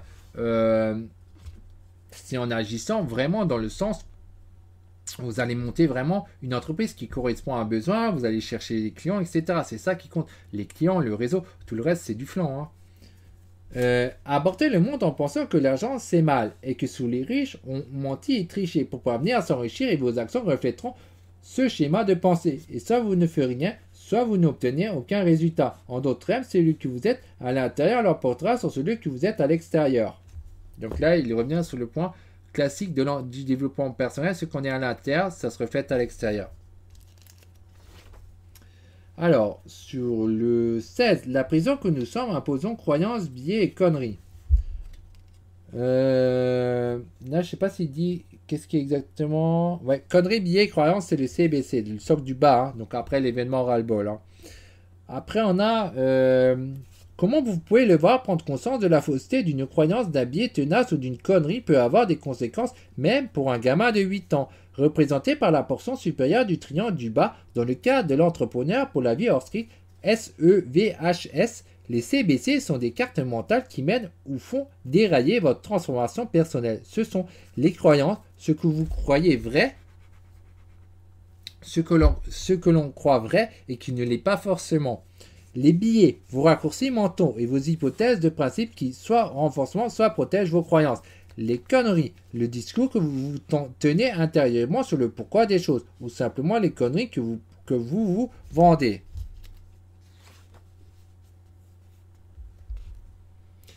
Vous avez du mal à commencer ou à terminer. Regardez par terre, vous vous êtes pris les pieds dans votre CBC. Tant que vous ne reprenez pas des blocs de code véreux, poursuivre la vie hors script ressemblera rouler avec les 4 pneus à plat. Ensuite, on a, par exemple, à propos des croyances, je peux vous garantir que bien des lecteurs sauteront cette section. Bof, peu important, dis-moi. Simplement comment faire de l'argent, donne-moi dans les détails les étapes à suivre. Alors que ça marche pas comme ça, hein. C'est avant tout dans la tête comment on raisonne qui va nous donner nos résultats. Par exemple, essayez l'expérience suivante que j'ai apprise en soir de compétition. Levez-vous et regardez droit devant vous. Étendez le bras et pointez du doigt. Maintenant, pivotez le torse vers la gauche ou la droite aussi loin que possible. Remarquez jusqu'à où votre main et repérez l'endroit. À présent, retournez à votre position, debout, normal, et fermez les yeux. Maintenant, vous visualisez-vous en train de pivoter dans le même sens, mais cette fois, vous voyez aller plus loin. Visualisez-vous pivoter avec une aisance et une souplesse incroyable. Faites cela pendant 30 secondes, puis ouvrez les yeux. Tentez à nouveau les bras vers l'avant et pivotez. Et voilà, vous devrez maintenant être capable de pivoter votre corps beaucoup plus loin que la première fois. Alors ça, c'est un truc que j'avais déjà connu. Je l'avais vu avec Jack Canfield. Vous savez ce truc-là? Dans le séminaire, les enseignants du secret, il expliquait Jack Canfield. C'était assez intéressant, les différents séminaires. Et effectivement, il expliquait, ouais, vous fermez les yeux, vous pouvez tester, ça ne coûte pas très longtemps. Vous allez vous pivoter avec votre bras. Et après, vous faites la même chose, vous fermez les yeux, vous faites le truc de 30 secondes et vous pilotez, vous marquez, et effectivement, vous allez plus loin en fait que ce que vous avez réussi au départ parce que vous l'avez visualisé. Alors ce qu'il faut comprendre, c'est que vous pouvez faire pareil avec tout. Vous pouvez visualiser les choses et ça vous permettra d'atteindre un truc. Des fois, vous vous dites qu'un truc, c'est pas possible. Donc on peut revenir sur cette histoire de Toyota ou de Tesla, ou qu'importe l'exemple, et vous vous dites, ouais, si vous, dans votre tête, vous visualisez que vous pouvez avoir seulement une Toyota et que vous ne pouvez pas avoir la Tesla, vous ne l'aurez jamais, malgré que votre rêve, c'est d'avoir une Tesla. Par contre, si vous avez visualisé que vous êtes dans une Tesla, vous roulez avec votre Tesla et tout, je peux vous garantir que vous aurez beaucoup plus de chances d'avoir votre Tesla. Et c'est pareil dans les cartes, la plupart des gens, ils ont abandonné, ils sont en train de fonctionner avec leur collecteur édition et c'est pas ce qu'ils veulent. Ils ont beau dire le contraire, justifier si ça, on sait très bien que c'est mensongère et que c'est pas la vérité. Et ça, c'est uniquement parce qu'ils ont décidé de croire qu'ils ne pouvaient pas avoir au-dessus. Or pourtant, il y a d'autres personnes qui le montrent que si, ces gens-là, ils ont augmenté. Hein, c'est seulement une croyance qu'on ne peut pas. Alors que si, on peut, mais il faut se bouger le derrière, il faut croire que c'est possible. C'est pas une question de volonté de vouloir, mais une question de croyance et d'agir. Après, si on pense qu'on ne peut pas, on n'aura pas. Et moi, j'ai quand même beaucoup plus cet état d'esprit. C'est pour ça que j'arrive toujours à continuer d'avoir ce que je veux. J'arrive pas à être j'ai pas encore réussi à être sur cette méga voie rapide, hein, comme on dit. Mais au final, j'arrive quand même petit à petit à avoir le sens de ce que je voulais et non ce que je ne voulais pas. J'ai jamais été dans le sens à abandonner. Je trouve ça con, quoi. Mais c'est dans la tête. Quand vous abonnez, c'est vos choix, quoi. Après, pas la peine d'essayer de justifier un truc comme quoi vous voulez vraiment une Toyota, hein, plutôt que autre chose. Ce n'est pas vrai, quoi. Si vous êtes fan de voiture, vous ne voulez pas une Toyota, et etc., etc. Qu'importe votre truc hobby, vous voulez forcément le truc qui a de mieux et pas le truc qui a le plus bas. C'est prendre les gens autrement pour des idiots, quoi. Ensuite, j'ai noté, comment vous pouvez le constater, les croyances délirantes provoquent des actions aberrantes, mais leurs conséquences ne s'arrêtent pas là. Les croyances délirantes provoquent également des absences d'action, qui sont des erreurs. Par exemple, si vous croyez que l'entrepreneuriat est risqué, vous éviterez de créer une entreprise. Si vous êtes une fan et croyez que soulever de la fonte fait grossir, vous évitez de soulever de la fonte. Si vous croyez que la Terre est plate, vous évitez de faire une croisette. À vrai dire, personne ne devrait jamais faire une croisette, mais c'est une autre histoire. Ce que je veux dire, c'est que les croyances délirantes entraînent aussi bien des actions qui sont des erreurs que des absences d'action. Déclenchement, avalanche, catastrophe et des conséquences indésirables. Et désolé, car l'année n'est pas un livre, tourner la page n'est pas une option, vous en subissez les conséquences. Donc là, il est très clair, entre ceux qu'on croit, ça va devenir, c'est fait, ça va nous faire agir ou pas agir. Si on croit, comme dit, qu'on ne peut pas avoir une Tesla, c'est peut-être votre rêve d'avoir une Tesla, mais si vous croyez que vous ne pouvez pas l'avoir, vous ne l'aurez jamais. Vous allez rester avec votre Toyota parce que vous croyez que vous pouvez avoir une Toyota. D'accord? Si vous pensez pareil, hein, donc comme dit, si vous pensez que vous ne pourrez jamais avoir un château, une villa autre, vous n'aurez jamais cette villa ou ce château, vous allez rester dans votre petit appart ou autre. Et pareil, dans mon jeu de cartes, les gars, ne croient qu'il n'est pas possible d'avoir leur abus, qu'importe, ils ont une préférence alpha, bêta, unlimited, qu'importe. S'ils pensent que c'est pas possible, ils vont se retrouver avec la classe plus bas ou ne pas avoir. Mais c'est en fait, ils ne l'ont pas parce qu'ils croient que c'est pas possible. Ils sont dans la tête que c'est pas possible et du coup, ils n'agissent pas. Après, ils vont justifier que non, c'est pas vrai. Mais si le voisin à côté de vous, il a réussi à le faire, c'est parce que lui, il a cru que c'était possible et qu'il a agi. Qu'importe le truc, hein, que ce soit une voiture, une maison, une carte ou qu'importe, c'est parce que le gars, il a cru que c'était possible et il agit. Si un peut le faire, vous aussi, vous pouvez le faire, mais ça dépend de vous, pas de l'autre. Bon, après, le point suivant, vous êtes résolu à faire comme tout le monde. Et maintenant, vous vous demandez, merde, c'est donc tout. Ici encore, l'idée fausse du consensus met en évidence les trois hommes. Lorsque des idées universelles sont répétées et vécues par la majorité, elles sont rarement remises en question. Est-ce que quelqu'un s'est vraiment arrêté pour demander pourquoi nous pensons et agissons comme nous le faisons? Parce que c'est la tradition, parce que nos professeurs nous disent de faire comme ça, parce que Facebook ont fait une nouvelle tendance. Et lui, donc là, il met bien le truc qui ne suivra pas la foule. Et c'est vrai, hein, c'est un point important à être conscient. Les croyances ne sont que des concepts, des idées et des pensées que nous considérons comme vraies. Et qu'elles soient vos croyances, il existe un groupe identique qui croira la même chose. Le 11 septembre était une conspiration du gouvernement. Il existe un groupe. Il y a des aliens qui vivent parmi nous. Il existe un groupe. Nous avons beau avoir la liberté de remettre en question et d'investiguer nos croyances, peu de gens le font. Nous préférons les ratifier par des biais d'une pensée collective. Donc il est bien clair, on a besoin d'avoir ce groupe qui pense pareil. Alors, point suivant, laissez la foule penser pour vous et vous retrouverez effectivement avec des mêmes résultats que la foule. Ce lavage de cerveau systématique explique comment la médiocrité naît, vit, puis est enterrée. La vérité, encore pour moi, c'est que vos croyances sont peintes et vermies pendant des années avec un pinceau que nous ne nous sommes pas approprié, comme sur une chaise ancienne qui a été repeinte à une multitude de reprises. La dépaquer pour vous y appliquer une nouvelle couche n'est pas aussi facile que d'avoir un livre dans une main et un verre de Merlot dans l'autre. Ah bah donc tout ça, c'est assez véridique. Hein. Si on laisse la foule penser pour nous, on se retrouve effectivement avec les mêmes résultats que la foule. C'est à vous de vous battre. C'est pas parce que votre environnement se retrouve tous avec des Toyota que vous devez suivre cette foule et avoir aussi une Toyota. Hein. Vous pouvez sortir de ce lot et avoir votre Tesla et donc pas être dans un cadre de suivre cette médiocrité que vous ne voulez pas en réalité et suivre réellement vos rêves. Ça dépend de vous. Il ne faut pas forcément suivre la foule, quoi. Ça, c'est une croyance que, voilà, il faut se rapprocher des gens, en fait, qui sont pareils et se distancer des gens qui sont pas pareils. Ça ne signifie pas rejeter directement ces gens-là, mais juste diminuer, essayer de diminuer parce que ça vous affecte vous-même. Plus vous passez de temps avec des gens qui ont des choses que vous ne voulez pas, plus vous adoptez ce même comportement, le même truc, et il faut essayer de s'en éloigner. Alors bien sûr, ces gens-là, ils vont pas être d'accord, machin, ça va faire le cirque et tout, mais quand même, c'est ça, quoi. C'est pas bon pour vous, et donc à un moment, il faut faire un tri entre parenthèses, et juste se dire, voilà, je vais diminuer mon temps que je passe avec ça, parce que avec cette personne ou autre, parce qu'il n'a pas les mêmes objectifs. Ça ne signifie pas que vous le rejetez ou que vous ne respectez pas et autres. Ça signifie juste que vous avez des objectifs différents et que vous devez vous rapprocher plus des gens qui sont pareils parce que vous voulez atteindre cet objectif-là et pas l'objectif de l'autre, quoi. Même si c'est votre ami, quoi. Juste diminuer, quoi. Pour pouvoir suivre ce que vous voulez vraiment. Vous n'avez pas d'obligation à suivre quelque chose que vous ne voulez pas. Nos petits axes sont comme des petites graines. Ils grandissent et deviennent des fleurs ou des mauvaises herbes. Donc ça, c'est un nouveau chapitre. Croyance numéro 1. L'arnaque du raccourci qui dit ordinaire n'implique pas extraordinaire. L'arnaque du raccourci est l'idée sur laquelle, je ne sais pas si j'ai envie de... Je vais peut-être m'arrêter là, comme ça je vous parlerai des croyances la prochaine fois d'une traite.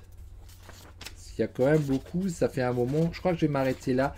On m'a parlé de ça, de toutes ces croyances la prochaine fois. Et là, on va... Ouais, parce que ce sera plus intéressant, je pense. On va s'arrêter là. Tout le monde, ça fait déjà ça fait 1h22. Donc, on reprendra la prochaine fois là-dessus sur les différentes croyances. Hein. Ce sera intéressant. Donc, j'espère que tout ce qui a été un peu dit peut vous être utile. Bien sûr, l'idéal, c'est de lire... d'acheter le livre et de lire ce qu'il raconte, il vous parlera bien mieux que moi. Moi, je suis pas lui, ça c'est sûr, et ma perception de ce que je lis n'est pas forcément la même que vous allez avoir en le lisant, il faut le savoir. Moi, des fois, je relis des livres plus tard et ma perception de la chose, en fait, elle a changé, elle est plus la même. Donc voilà, c'est en tout cas un livre qui est pour moi vraiment excellent, surtout si votre but c'est de gagner énormément de cash flow. C'est vraiment le livre, un des livres à lire. C'est sûrement un de mes mentors préférés, de mes auteurs préférés, MJ DeMarco, hein, que ce soit son livre Non au script ou L'autoroute du millionnaire, son premier livre qu'il a fait, c'est vraiment excellent. Donc voilà, on reprendra la prochaine fois. Si cette vidéo vous a plu, n'hésitez pas à mettre un commentaire, à partager. N'hésitez pas à en parler en commentaire. C'est toujours intéressant de discuter sur ce genre de sujet. Et puis bien, forcément, ça aide à propulser la chaîne en même temps et ça aide d'autres personnes qui s'intéressent à ça. Surtout que je pense que pour l'instant, il n'y a personne qui a encore parlé de ce livre. Même le premier livre, beaucoup de gens en ont parlé sur YouTube, mais pas le deuxième. pour l'instant, au moment en tout cas où je fais la vidéo, je sais pas si j'arrive à le diffuser avant que quelqu'un en parle, mais pour l'instant, il me semble qu'il n'y a personne qui a parlé de son second livre, donc je devrais être normalement le premier à en parler. En tout cas, on verra. Allez, bye bye, c'était Sébastien Kennel pour la 3e partie de ce livre.